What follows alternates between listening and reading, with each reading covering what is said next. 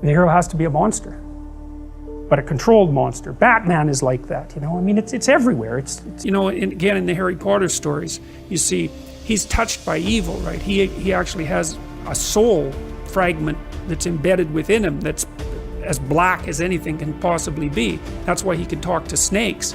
But without that, he wouldn't be able to have any victory. And that's exactly right psychologically. Unless you can think the way that an evil person thinks, then you're defenseless against them, because they'll go places you can't imagine and then they win. And so the best men I've met, it was interesting even when I was in junior high and high school, because most of my friends dropped out, you know, by the time they were grade 10, thereabouts. And a lot of them were guys who developed physically. They're pretty powerful, and they're just damn sick of putting up their hand to go to the bathroom. It's like, you know, they're not doing that anymore. One of my friends got kicked out when he sort of challenged the gym teacher, you know, physically. And the gym teacher, he could do an iron cross. He was a tough guy, and so it was no trivial matter for my friend to stand up to him, but he got expelled anyways. But, you know, I noticed that it was often the kids whose character I admired that either quit or got expelled, and they were the tougher guys who were just sick and tired of following rules that didn't take into account their character, and then they'd go off and work in the oil rigs or whatever. And you could do that in Alberta at that time. That was really hard work, you know, so it wasn't like they were necessarily taking the easy path.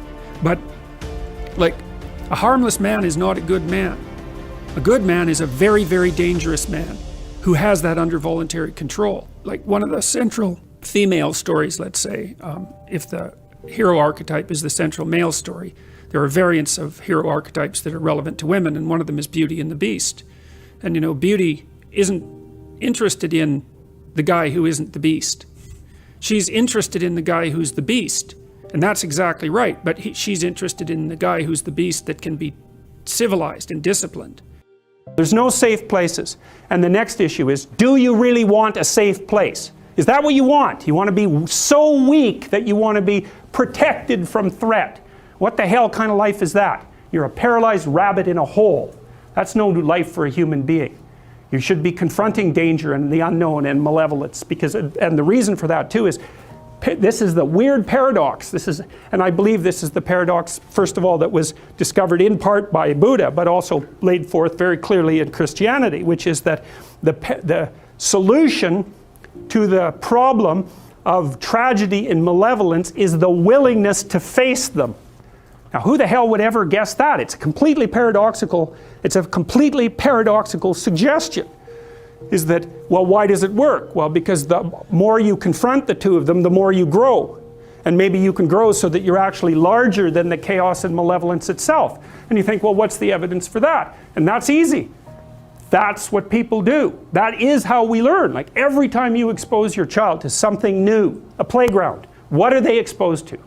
Chaos and malevolence. Now, there's more to it than that, obviously, because kids play and they promote each other and they form friendships and all of that. But in the playground itself, there is the complexity of the social structure and the malevolence of the bully. It's right there. And you throw your kid in there and you say, adapt, and they do. Okay, so they can do it at a small scale. It's not trivial. The playground's a complicated place. The kid can adapt.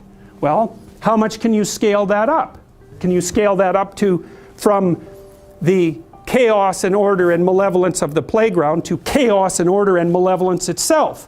Well, that's the question. Well, I don't think there's any reason to answer that in the negative. So, because we don't know the full extent of a human being.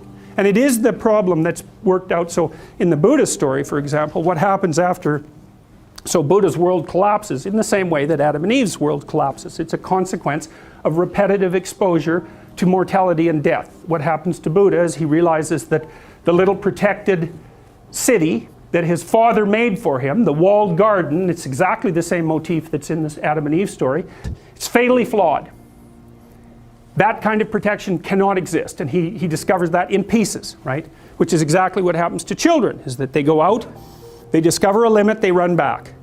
And the parents can help them with the limit. They run out, they discover a limit, they run back. But at some point they run out, they discover a limit, they run back, and the parents have nothing to say to them.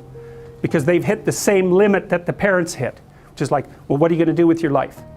How are you going to operate in this archetypal universe? Well, your parents can only say, Well, they can say you identify with the proper archetypal figures. They do that, they at least act that out for you, but at some point it's a problem that they cannot solve for you without making you weaker. Now you can tell, I think one of the best, there's two pathways to the development of the shadow, and they're tightly allied with one another. The fundamental pathway is truth, and that's to face the bitter truth about yourself. But to break that down more particularly, you might think about that as the capacity to observe your own resentment. You're going to be resentful and bitter in many situations because you don't get what you want. And if you watch that resentment and bitterness, you'll see that it produces fantasies that can be unbelievably dark. And that can be very frightening, and you might not want to admit to yourself that you're actually capable of having fantasies like that, or impulses like that, or aggressive feelings like that. But the thing is that if those aggressive feelings and impulses and fantasies are integrated into your character, it's like you're opening up a dialogue with a part of yourself that can be very forceful and strong and dangerous. And it's really useful to be dangerous, because if you can be dangerous, you often don't have to be. And it's often weak people. For example, it's weak men, generally speaking, who rape. You know, that's a very, very common occurrence, and that's a violent act, but it's born out of weakness, not out of strength, that's for sure. And so, anyways, you attend to your resentment honestly, and you observe yourself and what you're actually like. You got to pay attention as if you don't know yourself, as if you might harbor hidden devils.